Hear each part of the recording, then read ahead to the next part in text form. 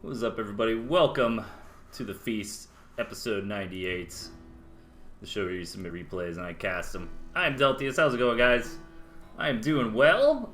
There's a lot of stuff going on in Tooth and Tail at the moment. We've got Jacoby's Balance launch tournament tomorrow at 3 p.m. EST. That's going to be a lot of fun.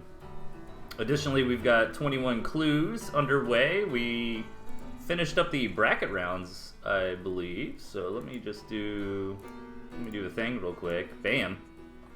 So this was the final Swiss scores. There were 2 tournament days where players could combat in Swiss tournament rounds, try to get as many map victories as possible. Looks like Haru coming out on top.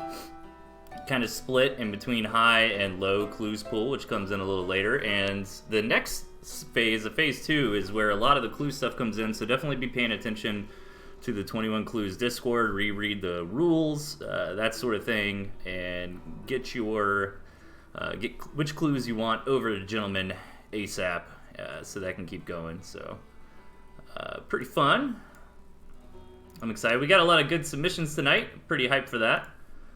Nice little variety here. And other than that, not a whole lot going on. I was thinking about maybe doing an event for the 100th episode. That'd be a lot of fun.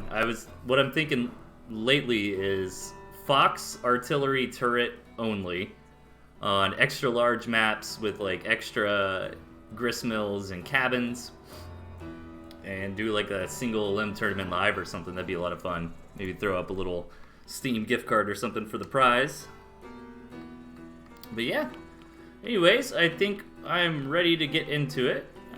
Did I not move those other replays out? I thought I did. Let me look at that. Get out of there. We don't need y'all tonight. Yeah, a lot of submissions lately, so thank you for that. Oh wait, did I do the wrong thing? Oh man, I'm losing it. I'm losing it already. Give me 1 second. 1 second, we'll hop into the first game here. Okay, no, that is right. Must have just been left out. Oh, I think I know what happened. I just haven't refreshed this. Yeah, look at this. Beautiful lineup.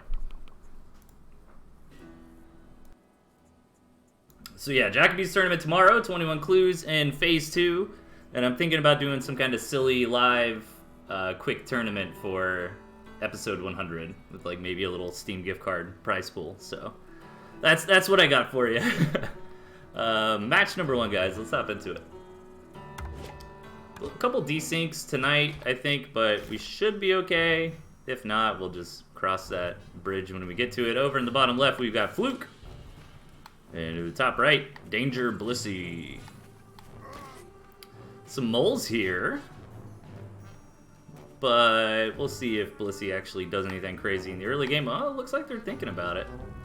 Maybe you want to get this side pig. I don't know if it would the exact math on how fast I build, but if Fluke puts another farm in that area, it should be good. But yeah, Fluke's seeing it, so yeah, there we go. Blissey throwing it down. The cancel. Yeah, you just want to build a squirrel warren over there. It's probably good enough to hold this as long as you don't have any building farms. It should be alright. He's got to sell this one. Oh no, it finishes right at the last minute. Unfortunate for Blissey, but only loses 10 food there and behind a little bit on throwing down the farms. I'm going to throw down, it looks like a little bit of an emergency mole warren, thinking they might get counterattacked. But so far it looks like Fluke is just doing their thing. Doesn't seem to be aggressive quite yet. But Blissey will be prepared, I suppose. This is a nice early game win for Fluke, definitely. Blissey's farms were delayed. Blissey's got some units that they don't need at the moment. Yeah, I'm gonna go ahead and sell off those moles. And yeah, now we have a regular game on our hands. Let's see how these players want to go forward. Pretty short rush distance here. Also, lots of opportunity for expansions. Both players have good access to 2 and 3 bases, even 4 bases over here from Fluke. I'm probably thinking about these 4. Meanwhile, Blissey's got quite a few up ahead, but I wouldn't be surprised to see Blissey take one of these side bases, just because this is going to be so contestable. Fluke having turrets here too, that might actually come into play. I mean, Blissey does have moles and snakes, which can do well against those turrets, but with such short rush distance, you know, if Fluke did something like take this mill, could easily throw down a turret that's, you know, pretty threatening. But for now, just going to go into some skunks. Go ahead and take that mill. Yeah, these mills are going to be very important. Who can actually gain control of this area is going to make a big difference this map. And Blissey is going to try to defend. I think they'll be okay here. Yeah, Fluke wasting a lot of shots on the mill, and Blissey's got plenty to defend with. A little unfortunate there for Fluke. Probably should have waited for the skunks to come out since they did already invest in those. Meanwhile, Blissey's just been railing down that tier 1 Warren button here, which might actually work. Like, I think Blissey would have been in trouble if Fluke waited to get the skunks out before moving out, but since Blissey won that first engagement so handily, now they've just got so much momentum to come in here, knock down this other skunk. Oh, it's so close. You want it so bad, but no, it's smart for Blissey to stop chasing it, I think. And gonna be backed up from here. That is a shame, though. Not getting that skunk is pretty rough. So nice hold there for Fluke. However, Blissey did get a lot done. Killed a mill, killed a Warren. Took some decent trades there. Well, up until the end. And this big counterattack might hurt. One of the skunks does fall. The skunks are very good against these tier 1, but not being microed. Nice job by Blissey there to target that skunk down. And Fluke's floating a whole lot of money here. Needs to go home and build some Warrens. And Blissey's held for the time being. Still only on tier 1, but it's kind of confidently placed the flag out on the map and saying, this is my base, this is my territory. And Fluke's just wanting to double down here. Build up a bunch of tier 1 Warrens and keep the pressure on. Squirrel Skunk is a good setup, but now that Blissey's getting the snakes, if they can get some good tags with that snake poison, could easily knock those skunks out. Gonna start poking the mill. Blissey's rallying up to try to push this back. Fluke doesn't quite have enough to contest just yet.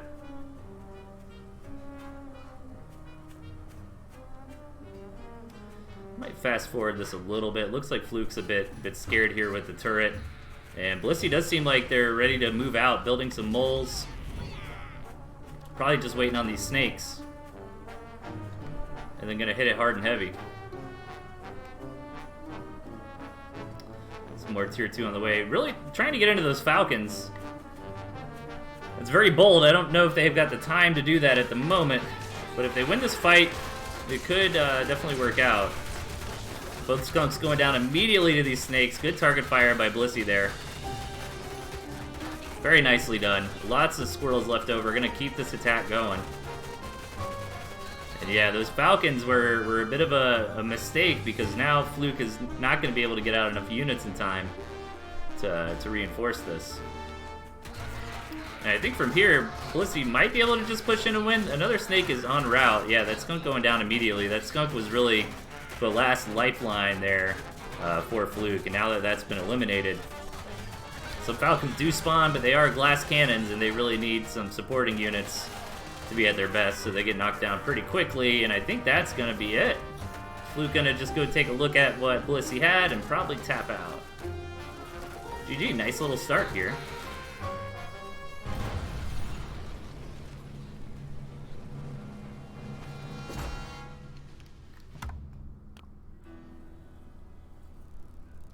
Okay.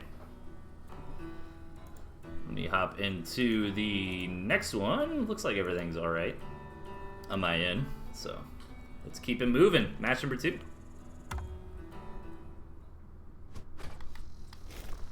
Alright, on the right we've got Pigeon Rush, and over to left, Snatch.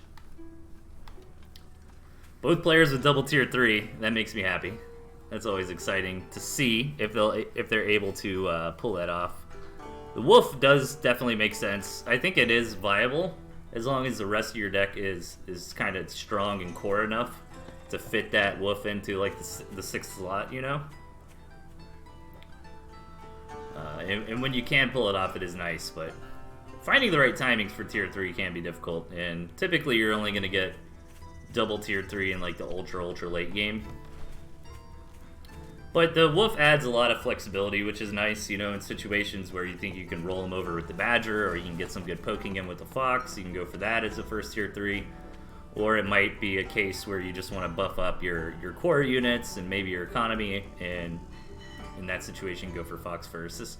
This map definitely looks better for Pigeon Rush. They've got the high ground here. They've got multiple grist mills, can just continue expanding south. Meanwhile, Snetch, it's a little bit rough, you know.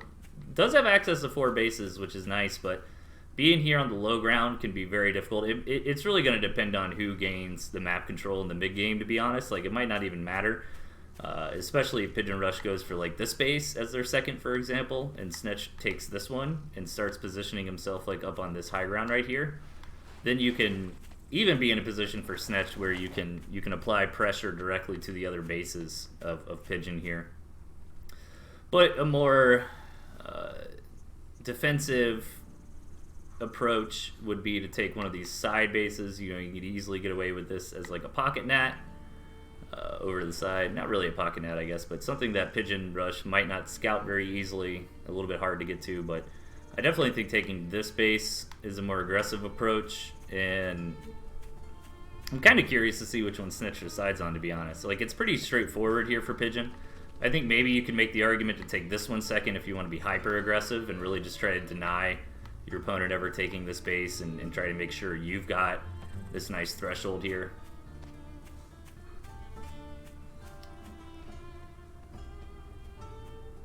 So, kind of neat. Snetch getting some quick falcons. That's a interesting decision. I actually like that a lot when this is such a passive game, but the problem is Snetch is falling behind on economy.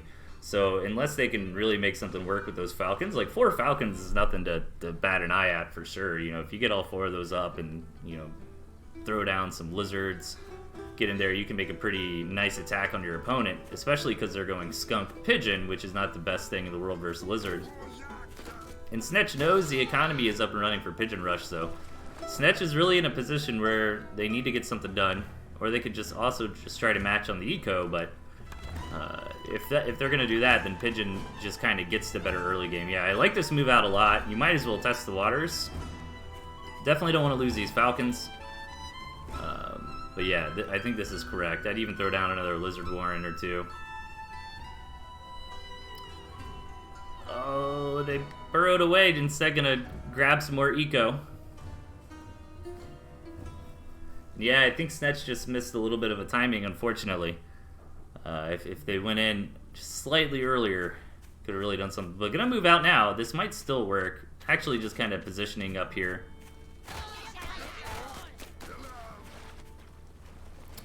Ooh, a 2v2 from P-Boop, huh? Might be able to do that. We'll see. More and more falcons here. This is really interesting. Seeing someone really gear up on the falcons this early. Now, Snetch could just kind of build more farms on that second base and just hedge their bets a little bit. And yeah, Pigeon does come out a little bit with an eco lead into the mid game, but it shouldn't be the biggest deal in the world if Snetch throws down those other couple farms here shortly. Man, so many falcons. I'd love to see a wolf to back those up. But Pigeon Rush is doing more of the standard kind of building up approach, you know. Ecoing up at a good pace, but not being too greedy about it. Teching up as well, got the tier 3 on the way. And there's the double tier 3, feeling really safe. You know, Pigeon's thinking Snetch is not going to attack me anytime soon. I've got plenty of time to get that double tier 3 out. And unfortunately, Snetch has not gone all the way in to get the full scout off here. So Pigeon floating a bit, but actually more trying to manage the money to where they don't block the unit production there. So this is a big build-up here. I don't know, man. 12 falcons is pretty deadly, but I think my money is on the badger wolf. At the same time, though, if those falcons target that badger down, they'll bop it pretty quickly.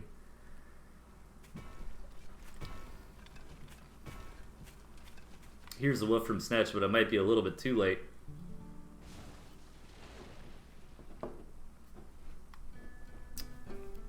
What's up, everybody in the chat? Smitty replays. Yeah, man, I always want replays. I think I've got a pretty solid 12 for tonight already lined up. But definitely shoot them in. I think I do have an Arrowloo game somewhere. Nice little harassment here for the Lizards.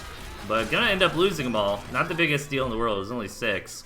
But here comes a big attack. And Snetch does not have any core tier 1 on the ground. It's just these Falcons and Pigeons. But that is a lot of Falcons.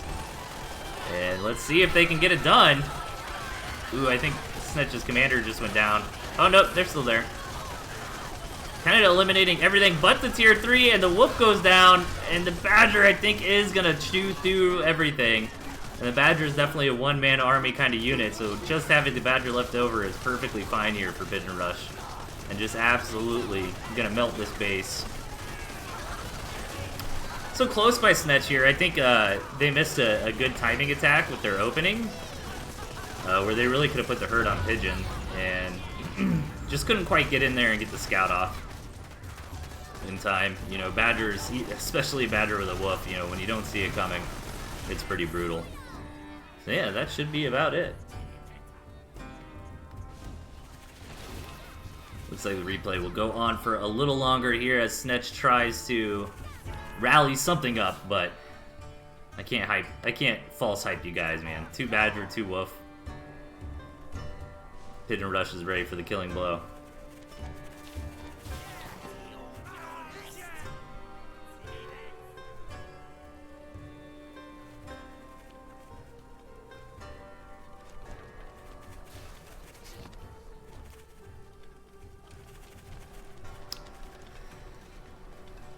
Man, Pigeon Rush really giving Snetch some breathing room here, but I did not think this match would go on this much longer.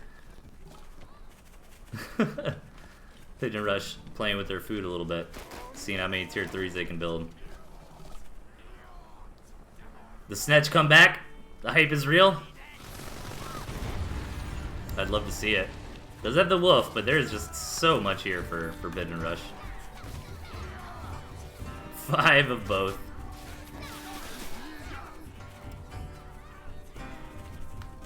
Yeah, this game was over like 7 minutes ago. I think Pigeon Rush is just going for a tier 3 record here. But we might as well see all these tier 3 units in their glory.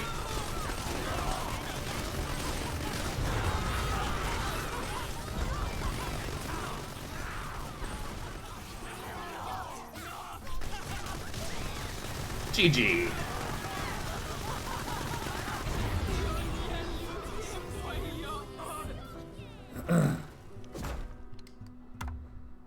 Alright, let's keep it rolling. Guys, if you weren't aware, Jacoby is having a tournament tomorrow, so take a look in the tournament Discord section on the Pocketwatch Discord for info on that. 21 clues. Phase 1 has ended. We're going into Phase 2 here, so get in touch with the gentleman as far as which clues you want to receive based on your Swiss results.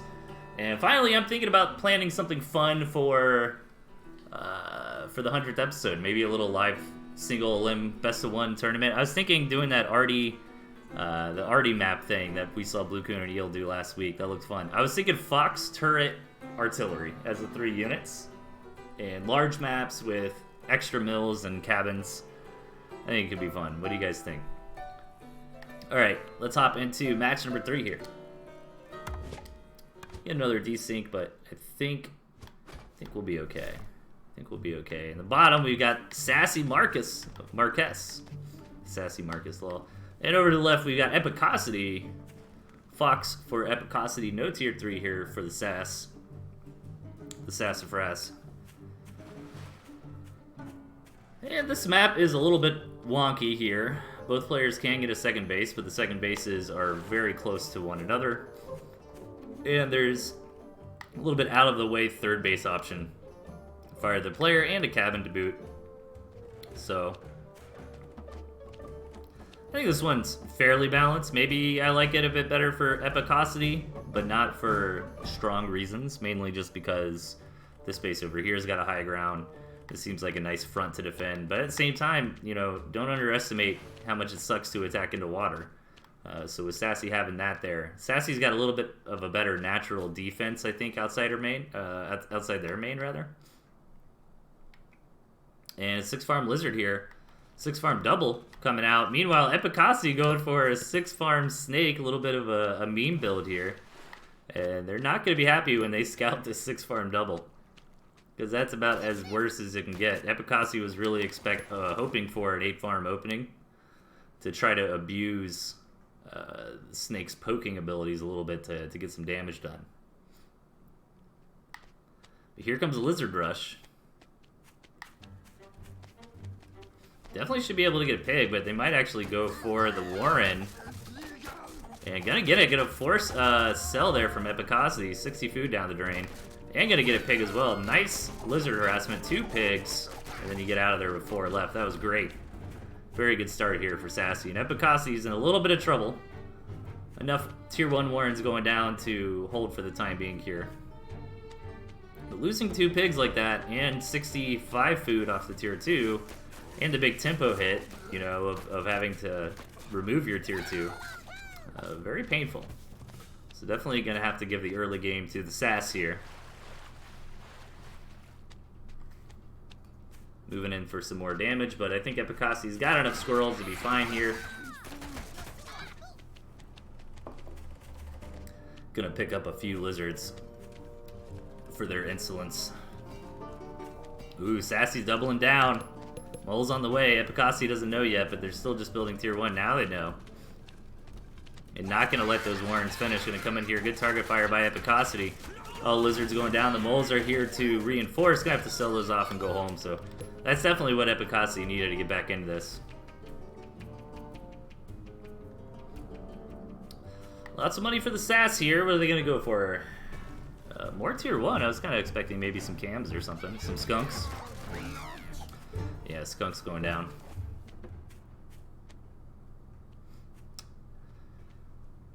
Well, let's see how they want to develop it. Is there going to be more aggression here from the Sassy Marquez? Double tier 2 on the way. I think that's smart. No second bases just yet. There's one from Epicasi, so.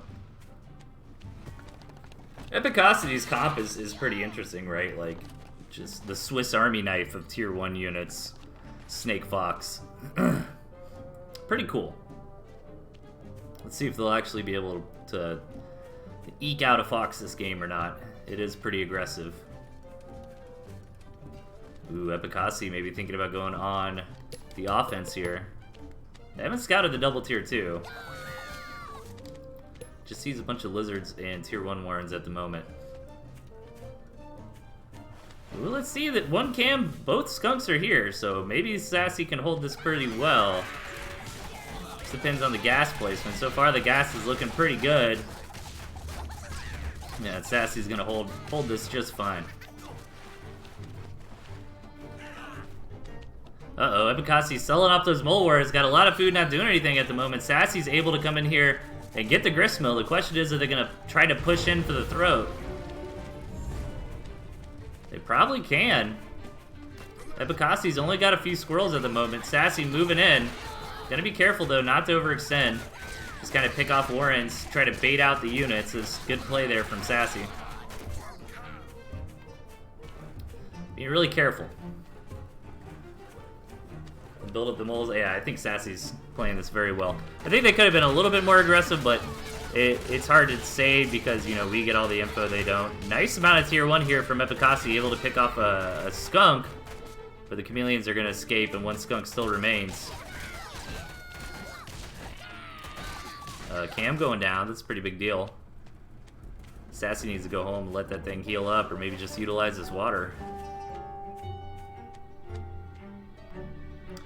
Both players starving out, man. This has been such a brutal, aggressive game. We're still on 1 base here past the 5-minute mark. Epicasi desperately trying to expand. Knows that the key to victory is food. And here's that expo from Sassy. Probably a little begrudgingly, you know.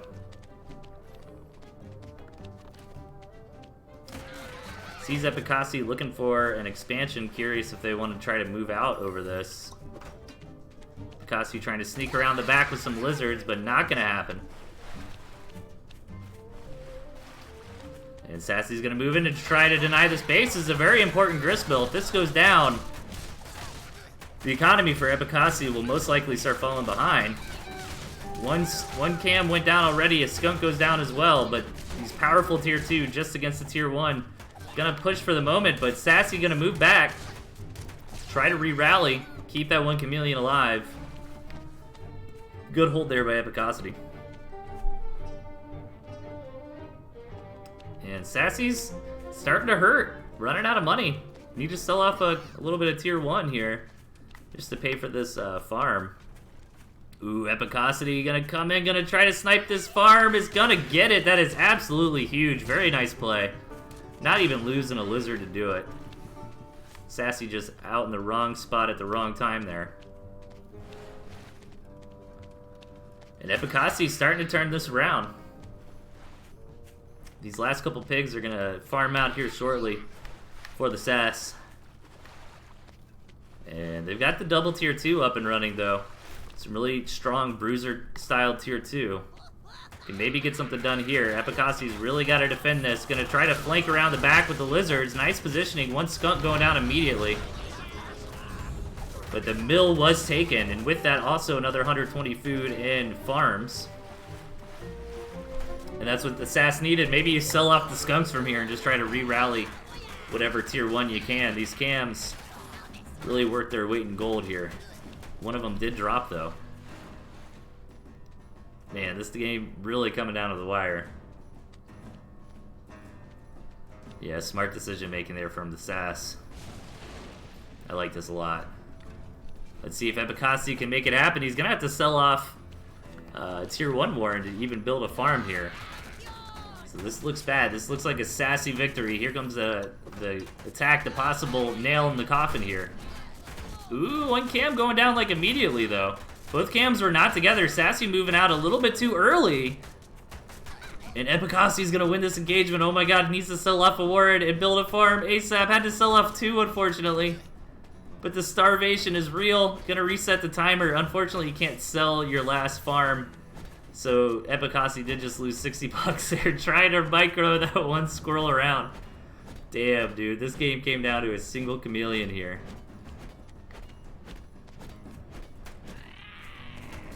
Can't afford to lose this cam at Epicosity. Oh my god, trying their heart out. What a great game though. Very close.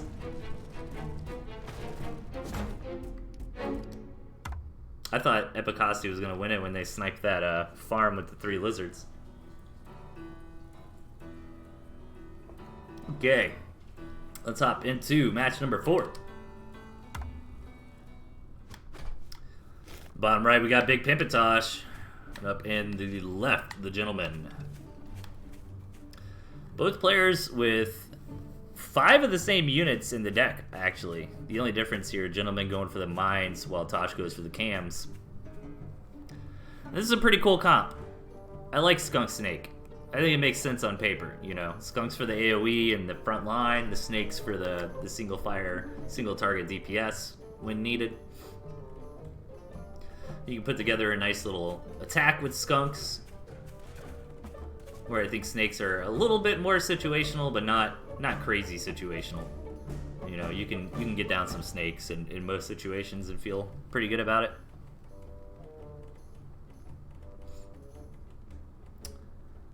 Oh, we've seen this one. Oh, yeah, we've already seen this one.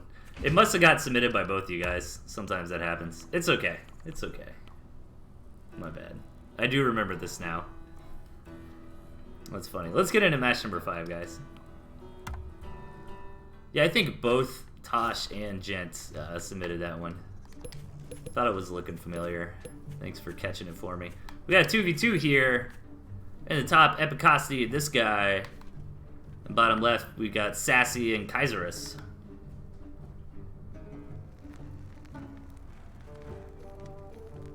Gotta see the same Gentle Loss twice. We're just gonna watch that game 12 times for a show. That's the new meta. Alright, 2v2, big map here. Big map, big tier 3 units, artillery cannons, balloons, let's go. Looks like 8 farm openings for both sides. Might fast forward a little bit to get to the juiciness. Kaiserus with the 6-farm mole double here. This guy, none the wiser, just waiting. Throw down some food. Just hanging out. Oh, don't mind me, I'm just scouting. How the mole's doing. Actually deciding against it. So nothing crazy in the early game. This is a big daddy map here. Maybe it looks a little better for red and green if it goes long. Like if they can capture all those bases right here, you know? It's pretty awesome. But blue and yellow have an okay amount of bases as well. Looks like 3 each. But yeah, in the hyper late game, red and green get access to 4 each. And this is a little bit of an easier area to deal with. I kind of like this sneaky back entrance, you know, into the main. So it looks like the combat's going to be mainly over here, and there might be some possibilities of some like counterattacks this way. But this big lake in the middle is some nice natural defense, I guess, for blue and yellow. But this guy, rocking that quick artillery cannon. Let's go. Hasn't been scouted yet by his opponents. And we've already got badgers and owls on the way. Oh man, 2v2 is a crazy lawless world. What? Oh, I thought that was an opponent. Epicasi grabbing a gristmill here. This artillery is going to finish. It did get scouted, so they know what's up. But maybe if I'm the red and green team, I'm thinking about doing some Navy SEAL stuff, man. Coming through the water over here. I don't know. Most of the time you don't really want to fight where the artillery is. Everyone's just kind of macroing up. We've got double tier 3 coming out for Sassy here and for Epicosity. Get this replay moving a bit. This guy just going crazy on the expo. I like it though. You've got the already set up. Might as well get that food rolling. What are they going to build into eventually? I guess boar snake. Meanwhile, Epicosity just starting that owl production. Really slow early game here. Both sides just really getting going. And this owl badger comp from Sassy. Let's see if they can get something done with it. More and more bases being taken here for both sides. And Gentleman is just macroing like crazy. 3 bases already. Fully saturated up. It's a shame they don't have a unit that really scales with all that money. You know, we don't typically see people build like a bunch of boars, for example. But money is always good. Just building nothing but squirrels is fine. Here comes the first attack of the game. Epicosity gonna move in with some mice harassment here from the double owl. And meanwhile... Oh no, that's yellow. Yeah, yellows and blue have done a great job, like, already claiming all the map. And this really is quite bold from this guy, you know. Is red and green aware of that? Yeah, they are. Wait, no, they're not. Oh man, that is very good for this guy that his base over there in 11 o'clock has kind of gone underneath the radar. Big attack coming in from red and green, though. Definitely going to be able to kill this mill. Meanwhile, units are rallying from this guy over into the underbelly of the Sassy Marquess. Blue trying to defend the base, but some good damage already done there, knocking out that third from this guy. This guy's got so much eco this game. Oh, Kaiserus. Oh, they still don't know about that. No, they gotta know, man. Look at where these squirrels are rallying out. But blue and yellow are pushing through to the heart of their opponent's base, already getting so much damage done, so many warrens going down. Red and green coming in to clean this up, but this wasn't a big investment here for this guy. He's only building squirrels, which I kind of jested about with that large economy, you know, like, doesn't have the scaling units, but really can just build squirrels and probably be fine. And that's what we see this guy doing. Red and green gonna clean this up, and they should be able to annihilate the space over here. Just Cam Mole from Kaiserus. Very beefy front line. If they stick together, this is not a bad comp from the 2 players. Yeah, Kaiserus gonna move in and eliminate this guy's little bastion, his little vacation house over here to the side. Meanwhile, blue able to rally through his opponent's gonna move in. This guy just trying to defend. And these units are so awkward snaking around on the terrain.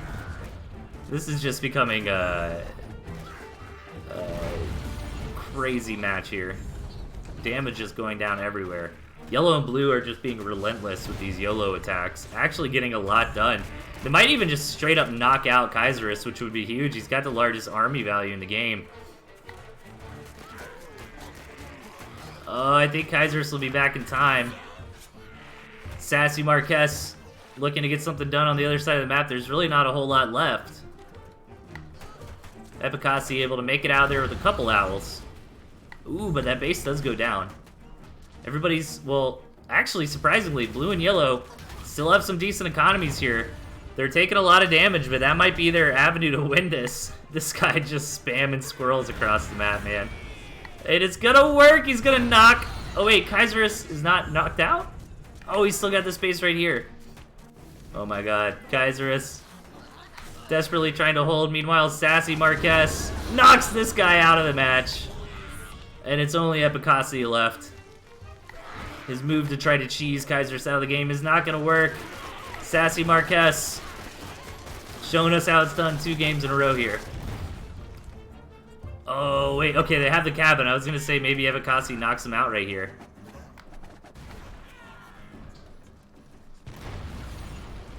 All they have to do is make it back over to the main. They've got plenty left to do so. Hey, what's up, Tosh? Thanks for the raid, man. Okay, I think Kaiser's gonna be able to hold. Oh my God! Epicosity! Is he gonna get it? It's so close! He actually gets it! But he doesn't have another building gristmill at the moment, so he's gonna lose, but holy crap, what a close match here.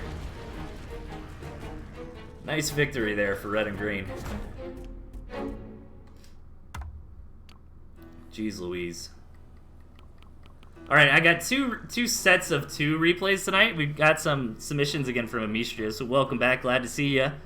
And she said these 2 Jace games were pretty close and kind of work well in a pair. And then Tosh and this guy both submitted matches against each other, so I figured I'd show both back to back. Anyways, let's get into match number 6 here.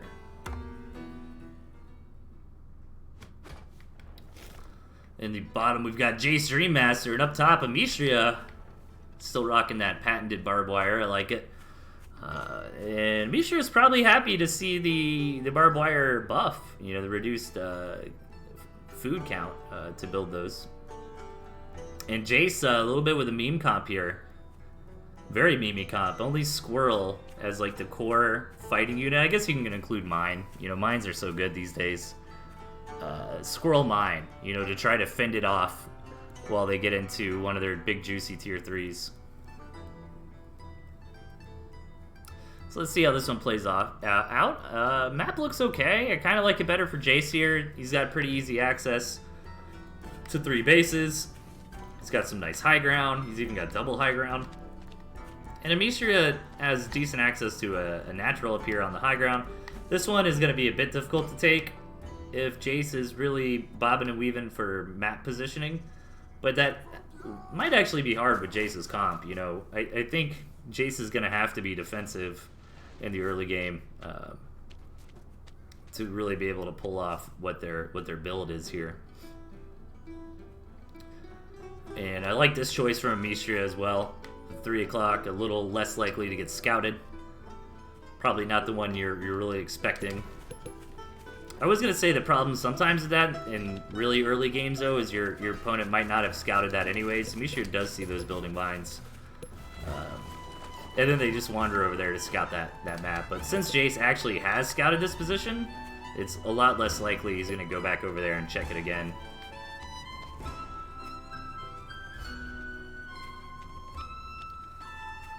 So far, Amistria getting the better early game, I'd say. Sneaking out a couple extra farms on the space over to the side. Building enough squirrels to stay safe. Both players doing a good job on scouting. I like that Jace sold all these mines too, by the way, since they were scouted and put some in a different position, but Amistria might not be attacking from that direction. And this is a cool mill to have as well. It's going to allow Mishra to build some of that barbed wire up here on the front lines. It also might give Jace some incorrect information. You know, Jace might be thinking this is the only mill here for Mishra and be counting second base farms based on that. And Jace did a feign mill too, so wants Mishra to think that he's going to go ahead and get into the mid game, but instead going to rally out a lot of squirrel mine here. The problem with that many mines, though, is as long as Mishra doesn't attack into that, she's going to be fine. Gets a couple mines for free. That's always nice. I like even building a couple farms here, too. It's definitely more believable. You know, if I'm Jace and I scouted that base with a couple farms, you know, there's no reason I'd think there's another base. And then Jace is not going to be happy about these skunks. Definitely probably the last unit they want to see, only really running squirrels in their comp here. And the wolf is on the way, but I like this kind of aggressive approach, especially because he's got all these mines to fall back to. Mishra needs to be careful in commander HP, but looks like they'll be fine.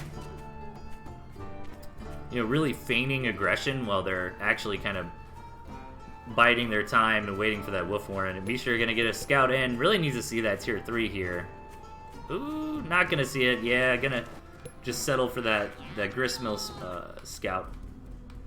And gonna go ahead and build up a bunch of extra farms on the hidden second.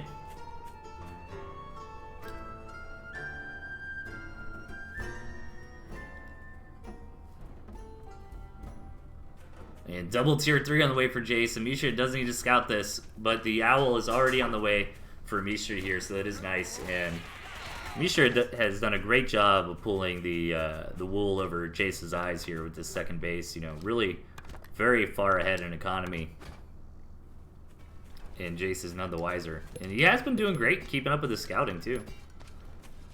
More mines here. Oh, is Mishra finally going to see this tier 3? Now she knows. Oh, I'm going to try to move in, but there's so many mines here that Mishra's commander goes down. Oh, no. That is the worst spot. Jace, get in there and kill those skunks, man. Oh, my God. One of the skunks went down to a mine. That was disastrous here for Mishra. Sold off the owl. And now the wolf is here.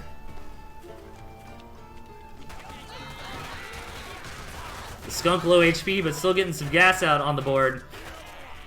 Oh no! She was about to back up at all these mines. They're so close. Oh! Gotta be careful. I think trying to go back to her territory for a moment to heal up. Here's a big attack coming in. The wolf buff squirrels are good, but are they good enough to deal with the skunk falcon squirrel comp of a Mishra here? That badger trying to build, but it is gonna get deleted. And this might be GG here. Well done. Dude, so many mines. Freaking mine players, man. I love it when they build a big mine field, you know, and you're just like, surely they can't have more mines, and you just keep walking deeper and deeper into it. Nicely done by Mishra there. Okay. I'm going to go on a very brief break, guys. About a minute or so, so don't go anywhere. I'll be back very soon.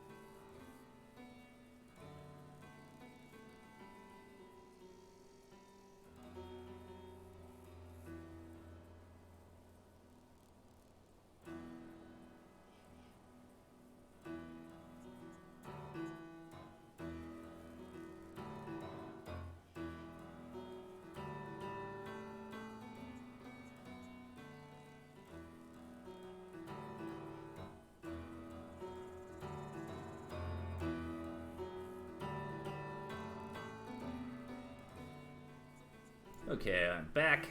Sorry about that. And now that we got more people here, guys, I want to remind everybody about Jacoby's tournament tomorrow. It's going to be single elim at 3 p.m. Definitely check that out. Whoops, closed the wrong thing. It's going to be a lot of fun. It's on a balance patch that is supposed to replicate launch balance, so that'd be really cool. So here's the challenge link for that.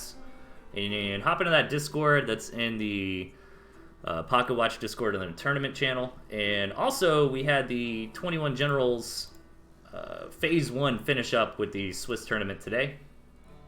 And here are the final results of that. Haru coming in at first place. So basically, we had 2 Swiss tournaments to determine how many clues we're going to get bonus to start off with. And we're split into high and low brackets of clues, which comes into play a little bit later. Additionally, if you're participating in this, you need to message the gentleman soon and tell him which kind of clues you want based on your performance here. And I'd recommend like rereading the rules because it is a little complex. You know, make sure you got it all squared away. And yeah, Phase 2 should be kicking off soon. And other than that, I'm thinking about doing something fun for the 100th episode. I'm thinking about maybe... Okay, hear me out. We could do one or two things. We could do a regular single elim tournament. I want to do something a little goofy, though.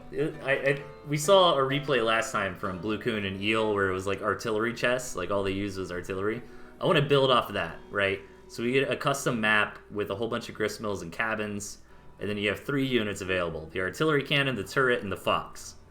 And it's single elimination, fun little best of one. I'd like to do a live tournament if we have enough time and participants, like, and just stream it all. And then maybe I'll throw up like a Steam gift card or something for the winner.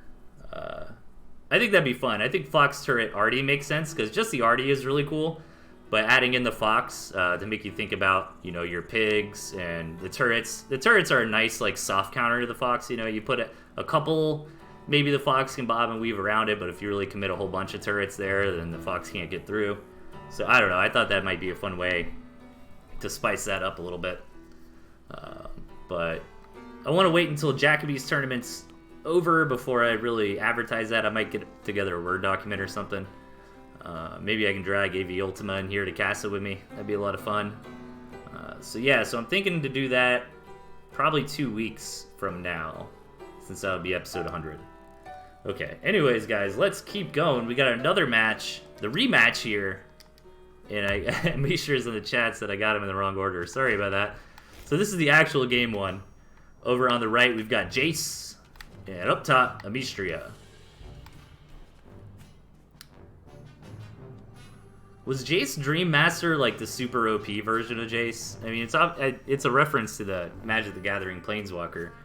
I'm pretty sure it was called Jace Dream Master, wasn't it? Wasn't that the one that was like crazy good?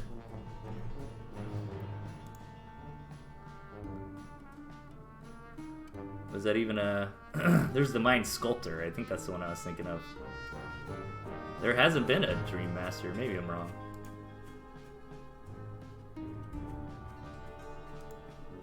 That just reminded me of that. Alright, let's see how this one opens up. Excuse me.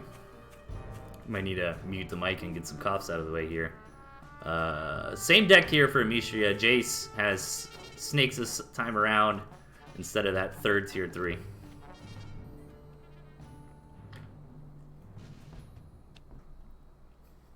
I hope everyone's doing well, man. That tournament tomorrow is going to be a lot of fun. I would like to participate, but sadly, I am already booked. I am being Dungeon Master Delthius tomorrow. Saturday is my D&D day.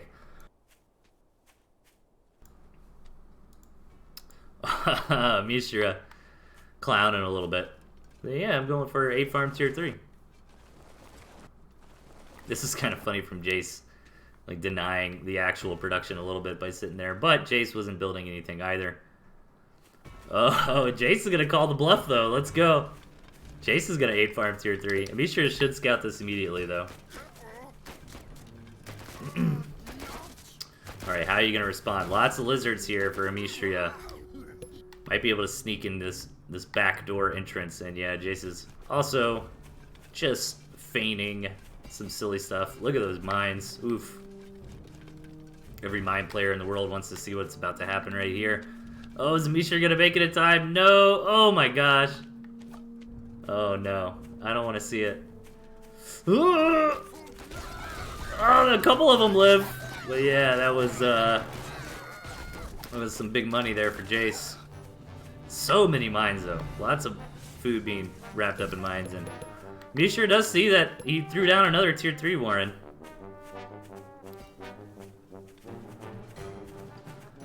No, there's new mines. It's not gonna work, Mishra.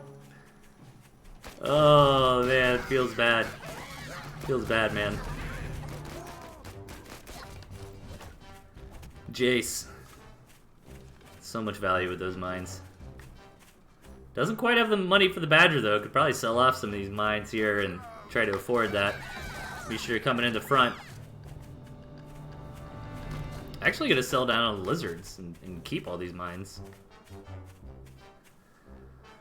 What I like to do when I have Squizzard like this against people that are just building silly amounts of mines is like sell off most of my lizards, maybe keep like 3 of them, and use those in front of my squirrels as minesweepers. It's a way you can play around it. So many mines here for Jace. And he's gonna get away with the Badger. No! Oh gosh. That gives me heartburn. Just one rally away from total kaboom. Dude, that's what I always think. There can't be more mines, dude. I know that feeling. When people are spamming crazy amounts of mines, you're like, well, surely there's not more, and there is always more. Mine players know how to go big or go home, and here comes a Mishra right into the trap card. Oh, good lord. This almost looks unwinnable now for Mishra. I mean, Jace is keeping up an economy. Jace has got the Badger out. I mean, lizards can be pretty good against the Badger if you got enough to like swarm them, because they can't be kited by the Badger, you know, you can chase them down. I don't know if this is a critical mass. It actually might make it happen. The Badger can't rev up in time, and there we go. That's what a Mishra needed to stay in this game. A little bit of an overextension there from Jace. Didn't quite have enough core tier 1 to really back that Badger up. And then Mishra coming in thinking, oh, he's just trying to lay down more mines here. Oh, man. Oof. So many mines, but Mishra's got enough lizards where she still gets a little bit of damage done.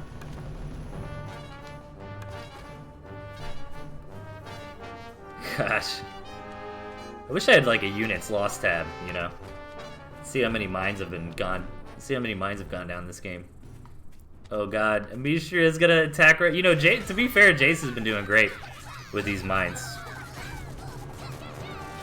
Putting up a really cool fight here. Oh, Trust trying. Thinking Mishra knows that's like all of Jace's production. But Jace is hanging out. He's got plenty more money. Really going hard on the mine still. And Mishra gonna catch a break this time around. No extra mines here to defend the bacon in the main. Gotta get a couple pigs and go home. But Jace is starting to build up to his own decent amount of lizards, starting to catch up on that. And get his own second base together. But all these mines, you know, they are awesome and they've been doing really good, but that's also so much money. That's like 320 food that Jace has that's not doing anything, you know. I'm gonna come in here for attack, but I think with Defender's advantage, Mishra can hold. Nice little trade, though.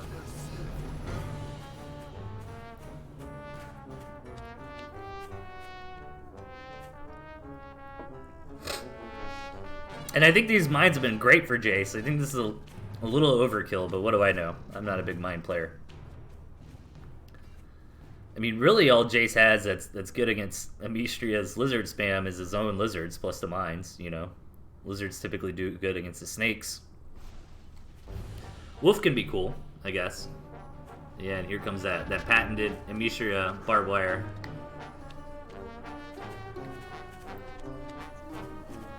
Good due diligence here from Jace. Just getting a map scout, seeing if there's any sneaky bases, anything like that.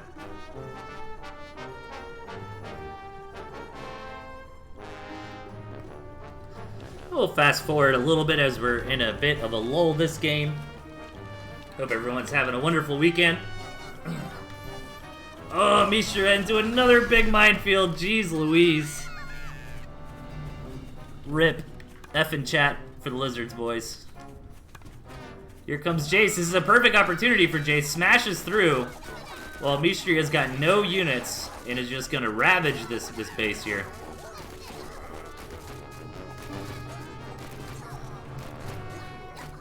Four farms going down.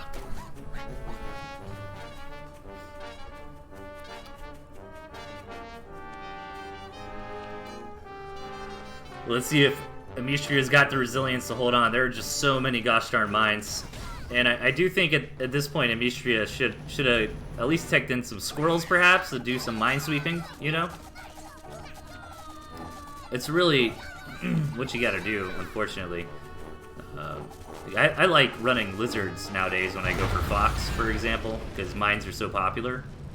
And obviously do really good against the fox, so I try to have my lizards like run in front of the fox to look for mines when I can. Nice victory there from Jace. Really cool set of games. Alright, let's keep it rolling. Let me do some things real quick. Alright. I think I'm good. Let's do it, guys. Match number 8. In the bottom, we've got Puffin with the double tier 3. Yeah, up top, this guy. Oh my god, this guy. I'm so happy. I'm so excited for this game. Look at this deck from this guy here. Toad, Snake, Fox. What's up? Let's go. Give me that weird stuff, man. Toad, Snake, Fox. He's got turret barbed wire, which is kind of cool, but to really utilize that, he's gonna have to grab one of these two bases, I feel like. Well, I guess from his main, he can get some of that defense up here on the edge there on the high ground, which could be pretty good. But he's got a nice 3 bases here, you know. This is a very easily defendable position. You can sprinkle in some defense and know you're getting your money out of it. Like, I love thinking, like, as somebody who likes to use a little bit of defense myself, like a turret right here, you know, like just defends all 3 of these bases, and that's so awesome.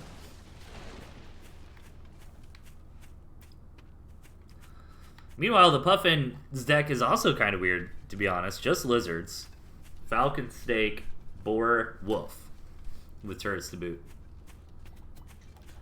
Yeah, this guy's going to utilize this little bit of high ground I was talking about earlier, throw down a little bit of defense there, and get to work on a second base. And Puffin gets a good scout, knows what's up, and is opening a little bit more standard with, you know, a few tier 1 warrants here. But you do got to be careful, especially when your opponent has lizards and you're so wide open. Like, this flank over here is just so wide open if you try to put too much money into throwing down defense here. That's why I really like just the 2 barbed wire, you know? Just the 20 food investment there. It's very nice. Lizard's moving around it. Ooh, this guy's... Oh no, one of the pigs actually finishes, so the lizard's gonna get a little bit of ham there for free. Here comes the snake, but lizards, unfortunately, for this guy, are kind of his worst nightmare, you know. Not good against the snakes, or snake's not good against them. He does have toad barbed wire, which is great against lizard. But snake and fox have a rough time against those units.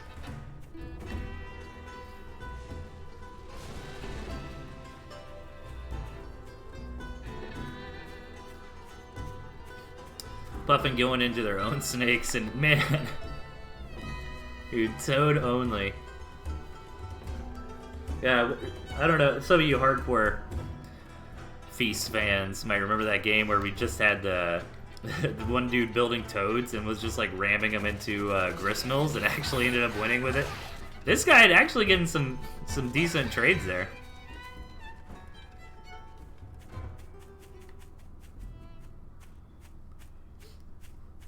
Huh. This is really weird.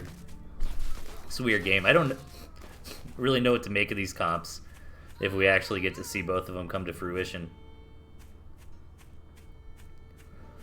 You know, obviously the Lizard's not going to do great against the Toads. But with only Toads, you know, if you're trading even amounts of Lizards for Toads, that's not so bad. Like, here I think Puffin actually got a better trade. Well, until that last one hit.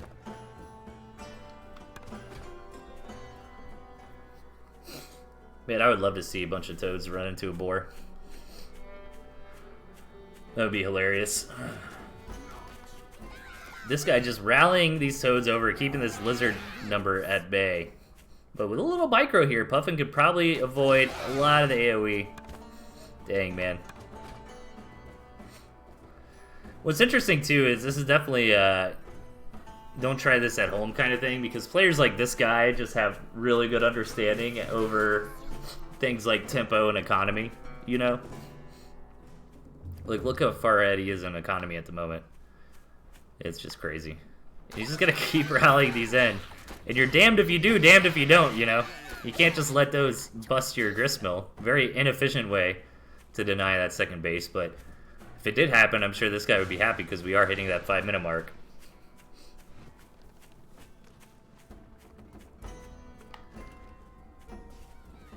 This is so silly. Here he comes. Commander went down, but that doesn't matter. Oh my gosh. Oh, nice kiting here. Maybe the snakes can actually start kiting these pretty effectively. The Puffin doing a better job on that point, but it doesn't really matter because this guy's economy is so much better, right? So he doesn't have to win these fights pound for pound. He just needs to keep Puffin on the back foot, where Puffin can never really get enough units to continue to build farms, to get that critical mass that they need to wage a counterattack. Man, this is like a campaign mission or something. What is going on here? Just survive the waves of Toads. It's like one of those old school use map settings, turret defense kind of things. Dude, Puffin just needs to get some Falcons, man. Rally the Falcons right here. Just gun those Toads down. I like how this guy's not even like changing up the attack. It's like, no, man, it's gonna attack from right here every time. Let's go. Gosh, this is so silly. One of the silliest games I've ever seen.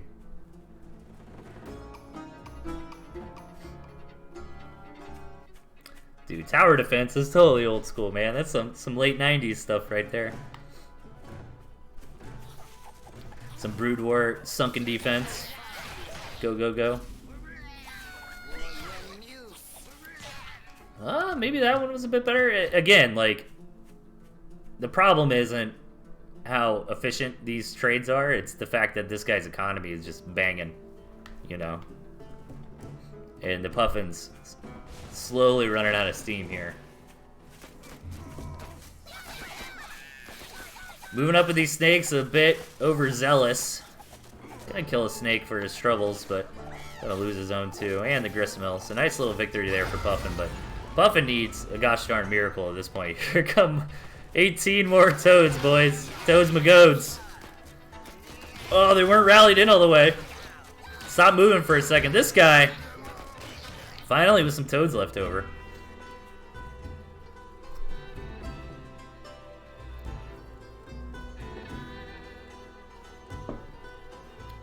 What's the best tower defense game, Kalaro? Do we have a desync? No! Yeah, it's over. It's over, okay. It must have just tapped out. A little bit of a glitch. Man, I just remember tower defense from, like, the Brood War days. That's when I was playing it.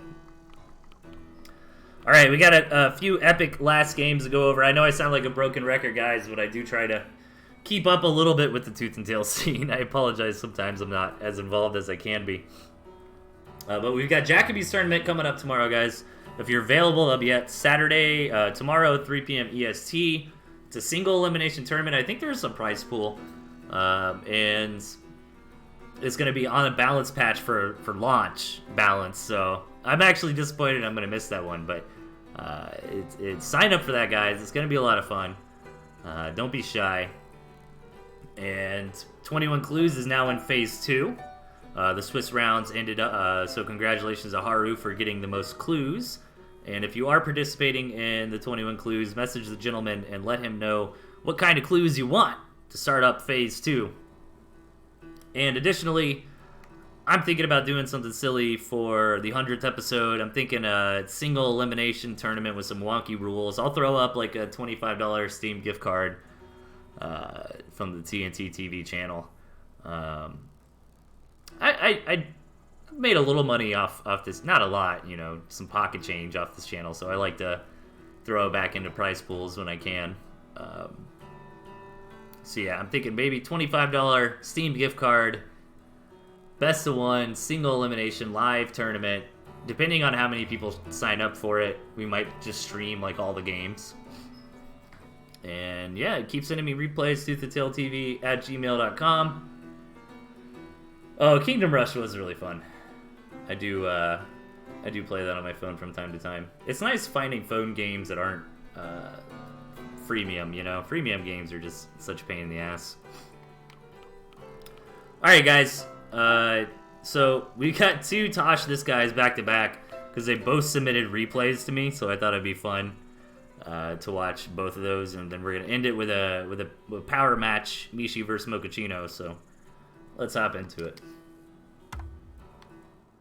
2011 for Kingdom Rush. Yeah, but the genre was invented like 13 years prior, I guess is what I'm saying. Like, the tower defense genre was invented in the mid to late 90s. But in the right, guys, we've got this guy over to left. Tosh. Oh my god, Tosh. Sign my mouse pad. Look at this build. Triple tier 3, triple defense. And this guy, looking a little bit classic, this guy here, with his patented skunk push. But he's got toads in it, probably against the cams. A little bit of an all-in-y comp, I want to say. This guy really looking... This is a shame that Tosh is doing such silly nonsense against this, because this is like... To me, this feels like a really try-hard deck from this guy, you know? Where Tosh is just kind of memeing. But let's see if Tosh can make it happen. It's going to be hard against an opponent like this guy for sure. And this guy's deck's definitely very mid-game heavy, but he does have the Falcons, which scale nicely later on if the game goes too long, so that choice kind of makes sense. Alright, Tosh. Oh my god, I thought he was about to put the tier 3 there, right in front of the Mole Warren. What's the play? What's the move? Oh, can't get up to that high ground. He actually can if he goes around. Looks like he wants to put artillery up there. Which is not bad because this guy's not going to scout it. And that does defend these bases pretty nicely. This guy a little confused though. Looking around for something to kill with his moles and can't find it. Oh, he actually does see that because there's a little stump of high ground here. That's funny. This guy desperately trying to get a squirrel over in time. Some proxy moles coming in. But I think this balloon's going to be up. The turret, a nice touch since it builds so fast here. The balloon is up in time. This guy's going to have to pack it up. But the moles, a little bit of miss micro there from this guy. Those moles crashed into the back. Not doing good against the live pigs. They only do... the modern moles only really do good against building pigs.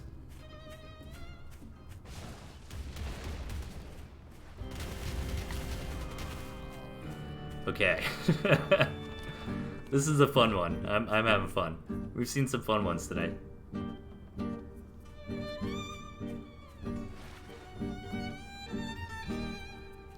Half saturation on the second base. This guy very smartly saying, alright man, you're gonna do some weird stuff.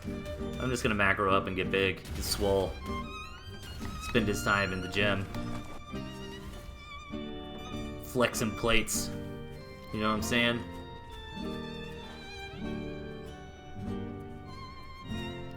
Might fast forward a little bit here. I'm curious when Tosh is going to feel comfortable enough to throw down a tier 3. Because on one hand, you do want to try to get those out when you can, right? Because they take a while to build. But on the other hand, you can't rush into it and let this guy just get you down.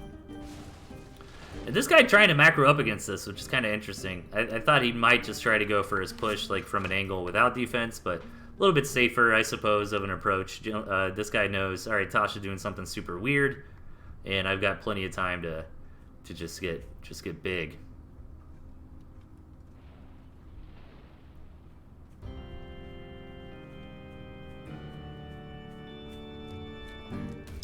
Love this tier 3 placement, by the way. Just right in the middle of all this high ground. Right in the middle of all this defense.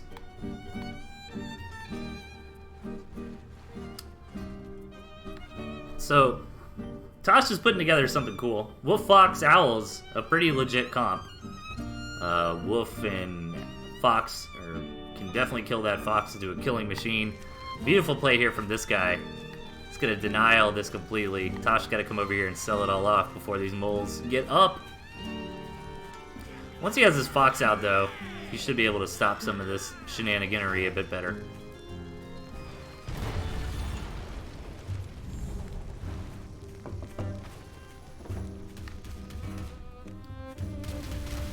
So this is really cool and clever from Tosh. But I am worried because this guy's economy is just through the roof at the moment.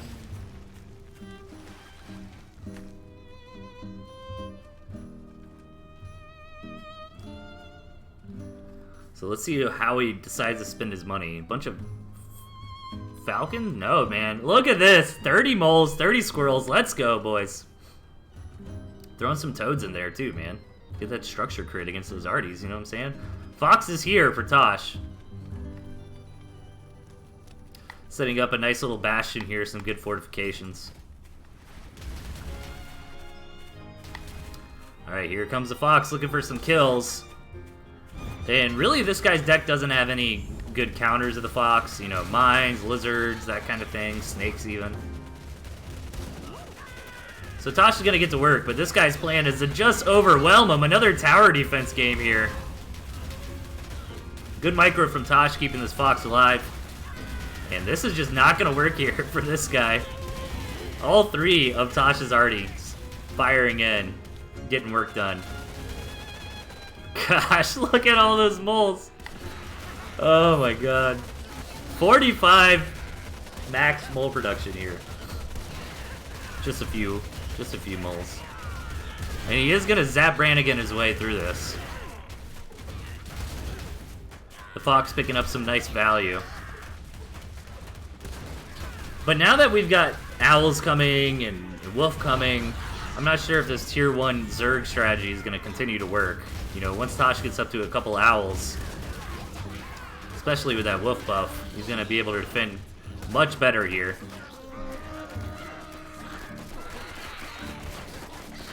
Ooh, I thought this guy might have been building moles there or something. Miss rally there, these squirrels coming into their doom. As Tosh just tries to continue to get value. Here they come. And these poor units, man. Let's go into their demise.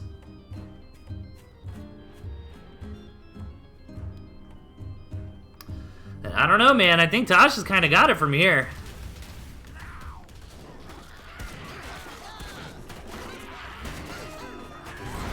Really cool style here. Yeah, this is what I was thinking. This guy might try. Let's see if it works. Because this army from Tosh is just unstoppable now. Oh, he's gonna tap it. GG.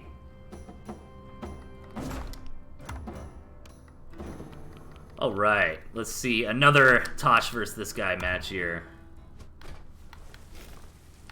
On the top left, we've got this guy. And to the right, Tosh. Looks like both players adding a little variance to their previous build. So that makes me think this is a map maybe right after the one they just played. Tosh deciding, alright, I can drop the Fox and get some squirrels, so I'm not completely in Cloud 9. And this guy deciding, yeah, I don't really need the Falcons. Let me get that Badger so I can actually combat the Owls in the late game. Yeah, this map does look a little better for Tosh, I feel like. But not by a whole lot. You know, I think this is fine for this guy. You can kind of start setting up shop over here. He's got plenty of bases. Tosh has just got a natural that's a little bit more convenient. He's got a pretty easy pocket third, and he's got a fourth possibility.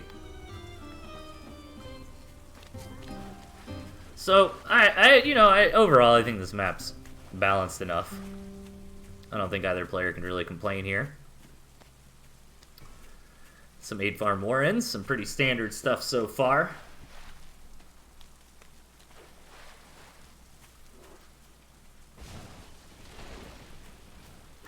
Oh yeah, I didn't think about this from a D perspective. Yeah, for static D, this does look pretty good for Tosh, because he can start setting up right here and defend like all 3 of these bases and deny this base pretty nicely. It does leave him open to a little backdooring here, and this guy actually taking that mill. It's kind of interesting. I wonder if he just wants that for vision? Investing 60 food there? Is he actually going to build some Warrens? Oh man, this is spicy. This is some spicy stuff. He's hoping Tosh doesn't scout this, and he can put together a nice little unexpected attack. He's probably anticipating that Tosh is going to build up his defense right here, right? I mean, it makes perfect sense. You start putting pressure on your opponents, you defend your own bases. Sure enough, here's the first turret. This guy does need to make something happen, though, since Tosh is jetting ahead in economy, and Tosh might... Ooh, busted. Alright, now he knows what's up. And this guy's just got to come right now before Tosh can get a chance to get his act together here. This guy getting real low, needs to be careful, doesn't lose the commander though, and he's going to attack in with a superior number of squirrels at the moment. Going to get a little damage done and decide to back out. Yeah, he got some good trades there. Oh, he even gets that third pig. And he's rallying up for more. Tosh scratching his head a little bit, deciding what to do.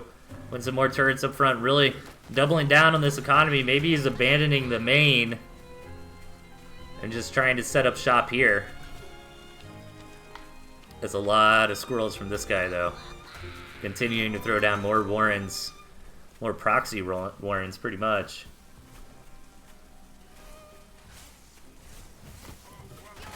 This guy getting a nice angle of attack. Tosh just does not have the units to contest this, but he's going to try. And pushes this guy back for the moment. This guy's probably flirting with the idea of targeting that mill. But Tosh does manage to rally up enough squirrels. And this guy's got to be careful not to overextend and let Tosh start hitting his juicy Warrens here. You know, Tosh isn't messing around, and he did get a good amount of farms on the second base. Regardless of the fact that he has taken some serious damage on the main. So his production has been fine. Now he finally gets that turret down. A couple turrets can really make a big difference in these engagements. Lots of squirrels coming in for this guy. But Tosh is such a wonderful concave here. Really bad attack there for this guy. You never want to attack in when your opponent's got the superior surface area. I don't know, man. Tosh looks like he's starting to turn this around. This guy needs to be careful. Tosh flirting with the idea of maybe coming in here and attacking these Warrens, but I think this guy's got enough for now. This guy pulling a little bit of a gamble with his tier 3, hoping Tosh doesn't expect it or scout it. You know, I certainly wouldn't in this position, since it's so kind of cutthroat tier 1. I'm going to go ahead and grab that third base. These tier 3s do build a bit faster nowadays, so this guy's only got about a minute longer and his Badger to be out on the board. Oh, this artillery cannon is huge for Tosh. And that's the ultimate come at me, bro, you know? Because you really need to dive in on that cannon before it finishes. But this guy can't because he's building a Badger, right? He's kind of feigning strength here on the front lines. He's not planning on attacking Tosh, but he wants Tosh to think that he's going to, right? And he wants Tosh to be too timid to attack into him while he's getting this Badger up. But this artillery was a great play. And I don't think even with the Badger, this guy's going to be able to attack into it. Tosh is finally deciding, hey man, you don't have as many squirrels here as you're trying to advertise you do. Comes in, cleans up with some good engagements, gets those Warrens. Now he's really putting the hurt on. The Badger is here, though. The Badger is definitely one of the biggest playmaker units in the game. Man, attacking into that many squirrels and that much defense is rough. Rough stuff. Here comes the Badger. Tosh moving in to attack. Badger needs to get that rev. Finally gets it. He's just going to start shredding through these squirrels, but so many units here for Tosh. Tosh also with the better economy. A couple of those arty hits actually landing on the Badger too, down to 3 HP. But this guy barely gets it out.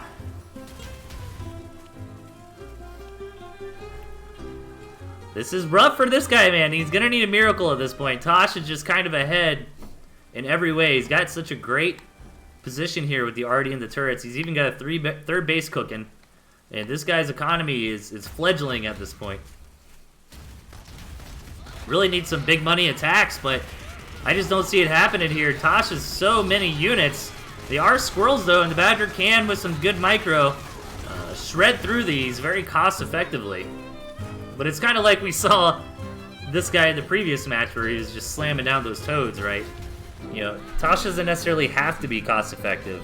You just got to bleed this guy dry. He's got double the economy here. He's got all the potential to take another base. This guy's very all in. He's got to continue to just put this pressure on. He can't really wiggle around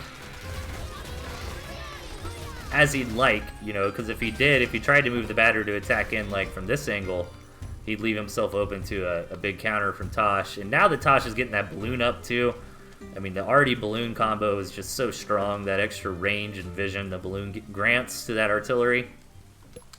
I mean, Tosh sees everything. Look how much vision that balloon gives. I love it, though. I really like how much vision balloons give, to be honest. I think that's a really cool utility power type of thing, you know. It's an interesting strong point of the balloon that's outside of direct combat, I guess. So this guy might be considering attacking the soft underbelly here. It looks like he's setting up for a base trade. By taking that other Gristle. Even gonna leave his squirrels at home to defend, which is kind of nice. Yeah, he doesn't have a whole lot of choice at this point. He's got to try this because you're just not getting through double balloon arty. And he's coming in with the Badger. I was going to say he was really committed, but he can escape through the north. Which it looks like he's going to have to. Oh, Tosh is going to move in to cut him off, though. Oh, this guy getting hung up on the terrain a little bit. Uh-oh. Uh-oh. Squirrel's moving in, getting a bit distracted by that Gristmill. Going to start focusing fire. Badger's trying to kite, but he's just lost too much HP. Badger going down. And Tosh... Well, now Tosh's economy is pretty bad, though. That Badger got a lot of work done, to be fair. And another one's already bought and paid for. Alright, this turned into a really silly match here. Tosh has still got so many squirrels. I like the wolf, too. Wolf buff squirrels are no joke indeed. Tosh gonna move in. Here's the other Badger. Can Tosh catch it? Oh, it doesn't look like he was quite able to in time. This guy's units moved in to intercept.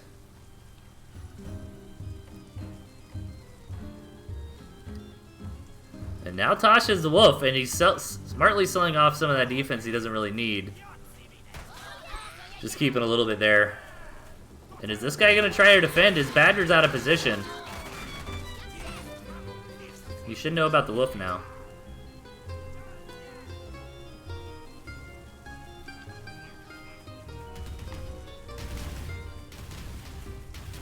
Tosh also was able to repair his economy. Oh, here's a big attack. Coming in. I don't know, I'm starting to like this guy's army comp better if he can start getting some of these pieces put together like the skunk and pigeons.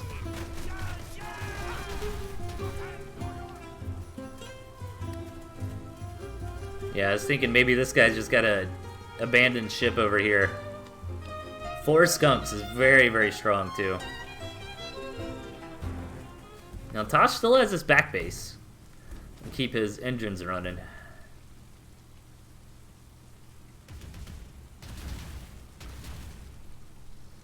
Four skunk is very, very strong. Especially against just pure squirrel.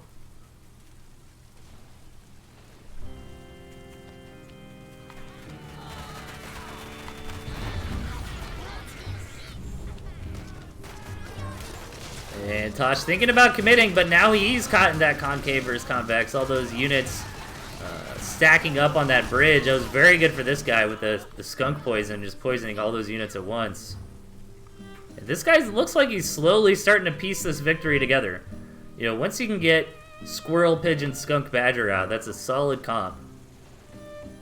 And I think it's definitely going to do better than just squirrel, wolf. This balloon is a pain. Maybe this badger can get it down. Doesn't quite get it down before the fight starts, and that balloon is actually huge. With a heavy tech comp, right? That balloon didn't really waste any damage, like picking off a squirrel or something with overkill. No, it was getting some big fat shots off those high HP units there. Ooh. That was a bit of a misplay from this guy. He's got the better economy, though. He was able to get another base up and running. What a strange game, man. Very good attack there. Or very good hold, I should say, for Tosh. That balloon really putting in a lot of work. But this guy's not done yet. He really wants to knock this balloon out before the combat actually starts, but every time he just can't quite get it done.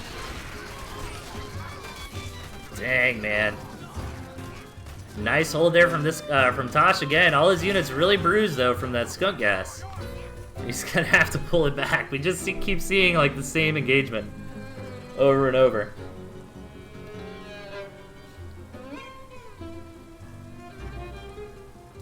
Tosh finally able to get that extra base economy up and running. We're kind of stabilizing again in this game. 15 minutes in. This is crazy. Alright, man, this guy, third or fourth time's the charm. Let's go. I think Tosh just keeps baiting him in. Like, hey, this balloon is yours for the taking. This time around, though, the skunk gas really putting in work, and the badger able to clean up shop after the skunks helped eliminated the mass tier 1. And I think that's it for Tosh. GG. Really cool couple matches there. Alright, sorry guys, I gotta take another really quick break. I gotta help my wife with something, but should only be a minute. Be back in just a sec. And then we got one more for you.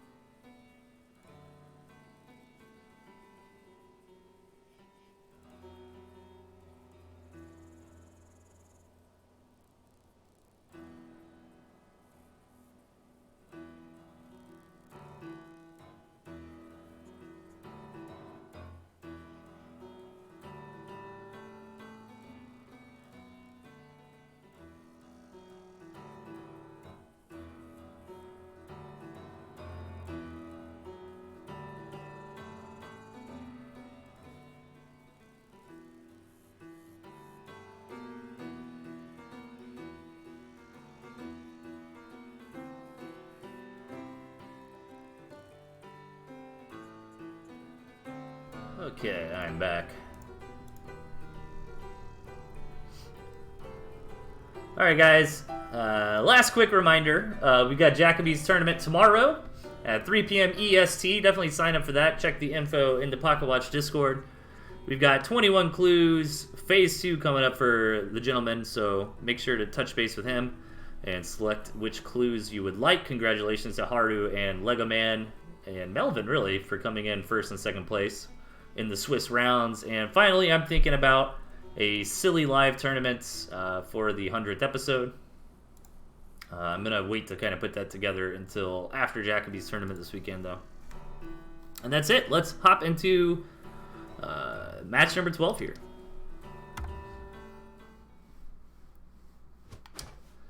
On the left, we've got Mochaccino, now Cappuccino. And over on the right, we've got Mishi.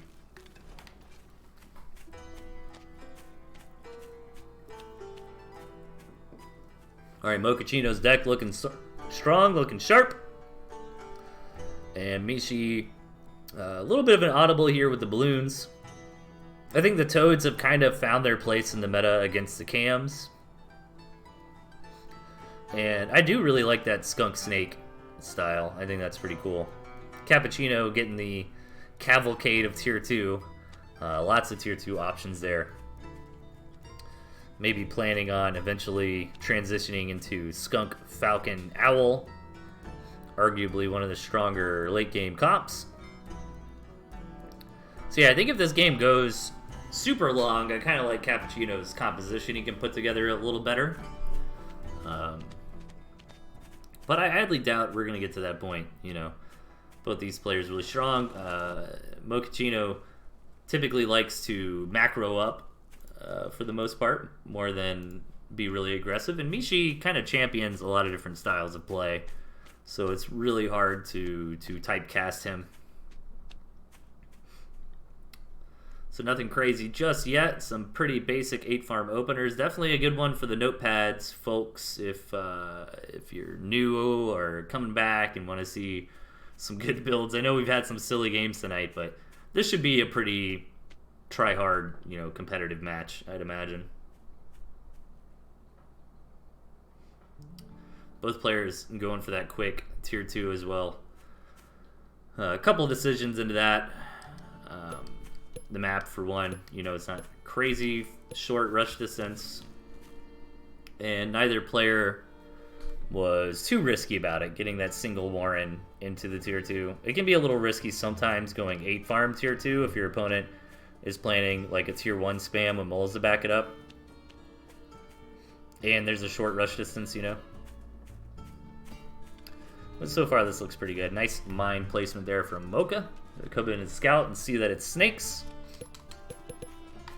Mishi's going to come in and probably already has inferred that it's chameleons. That's probably the reason he's going for snake first. He even knew about that mine there. Going to go ahead and pop it with that snake. No problemo. And on paper, snakes should be good against chameleons, right? And the engagements can kind of get around the chameleon stealthing out in the last, you know, nick of time with that poison dot.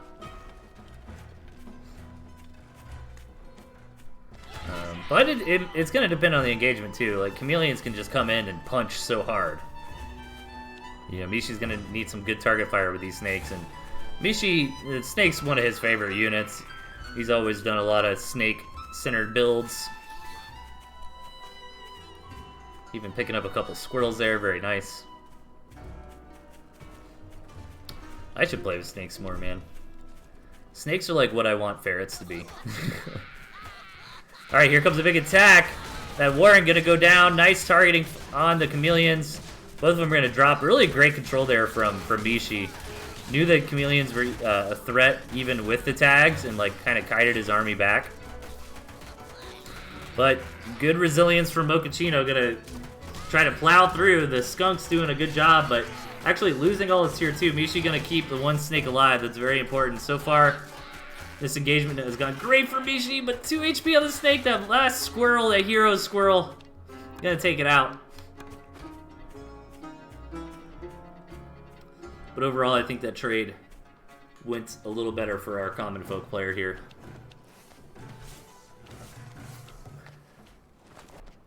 And Mochaccino actually teching out of the cams, realizing they're not so great against the snakes here.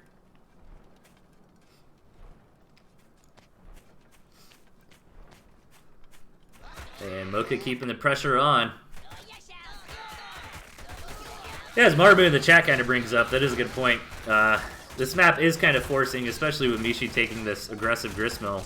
It's forcing Mochaccino to be aggressive, you know. He doesn't really have a choice. He doesn't really have that second base to just kind of chill back on. I mean, he can eventually take that 12 o'clock, but he's got to make some room first. And great targeting here from Mishi, taking out all those juicy tier 2 units.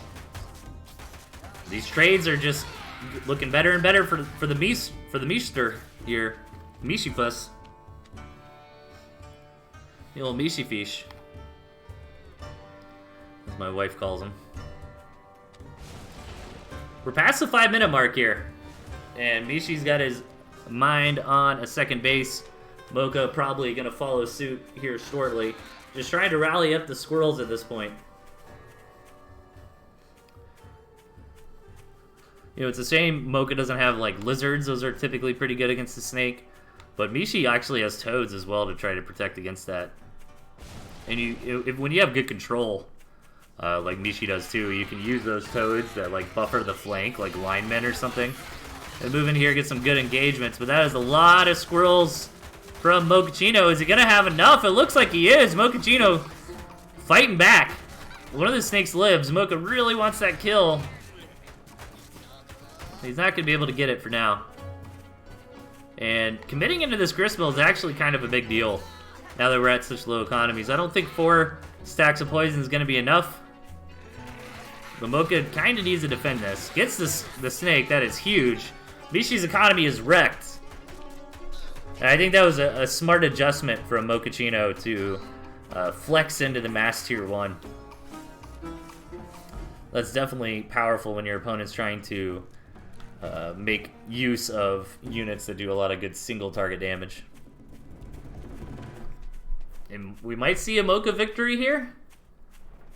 He's got just enough money to throw down a single farm. Both players broke. Neither player farming at the moment.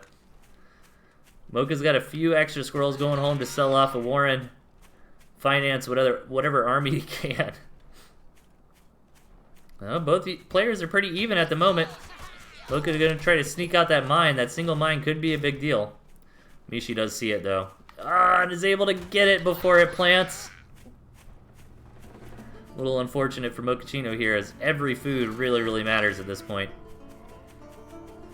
I don't think I can even get behind that farm queue. Yeah, he probably needs every buck that he can get to build more squirrels. Look at this. It is dead even. Oh, my God. Mishi is 1 food ahead. Isn't that crazy? Like, this is insane. I don't think I've ever seen something like that. Like, how close it is. Oh, Mishi going for the tech switch, though. Selling off the tier 1. Is Mochaccino going to see this? He does have a few extra squirrels. He sees the tier 2. He's got to know. Mishi sold down. This is his time to strike before that snake gets here. If Mishi gets another snake, that is probably GG. Mishi can easily micro that snake to victory in such low numbers here. Here comes a big fight. Cappuccino engaging on the Warren, but going to start focusing fire. Cappuccino does have more squirrels than his opponent at this point, and Mishi's going to have to tap. That tier 2 play for Mishi was a bad call there. Nice job for Mochaccino sniffing it out, though, and making the right move. That was so crazy that after all that chaos, it literally came down to a 1 food difference, though. Isn't that bizarre? Alright, anyways, guys, thanks again for watching. I really do appreciate it. Could not do this without you. Please continue to send me replays of ToothAndTailTV at gmail.com. I hope you're doing okay, Misha. Glad to see you back, man. This game's a lot of fun. It's cool to see everybody still kicking it, man. And don't be shy. Sign up for tomorrow's tournament, guys. It's going to be a lot of fun. I'm not sure if it's being streamed or not. Normally I'd volunteer, but I unfortunately am busy tomorrow. And yeah, let's do something fun for the 100th episode. I want to do something fun and short. Yeah, Tasha streaming. That's not surprising. So, Witty Pun 7 will be live tomorrow on Twitch for the tournament. I'll probably be able to watch some of it. So I don't start D&D till a little later, but I just can't commit to playing, unfortunately. But thanks again, everybody, for watching. You're all a bunch of beautiful nerds, and I hope you have a wonderful rest of your weekend. Stay tuned tomorrow for the tournament. Random 2v2s for episode 100. That would be fun. No, dude, I got something better, P-Boop. I'm thinking we do extra large map, dense gristmills, dense cabin, fox turret, arty only.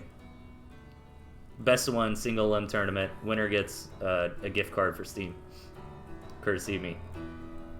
That's what I'm thinking. I'll start posting to Discord, see what you guys' thoughts are about that soon. Why would you do that? Why not, man? Dude, look at last episode. Look at the match between Blue Coon and Illuminatus. The RD chess match. It actually sounds like a lot of fun. Check it out. Come on, I want to do something silly, you know? 2v2 random could be fun too. But anyways, guys, take care, everybody. I will see y'all next time.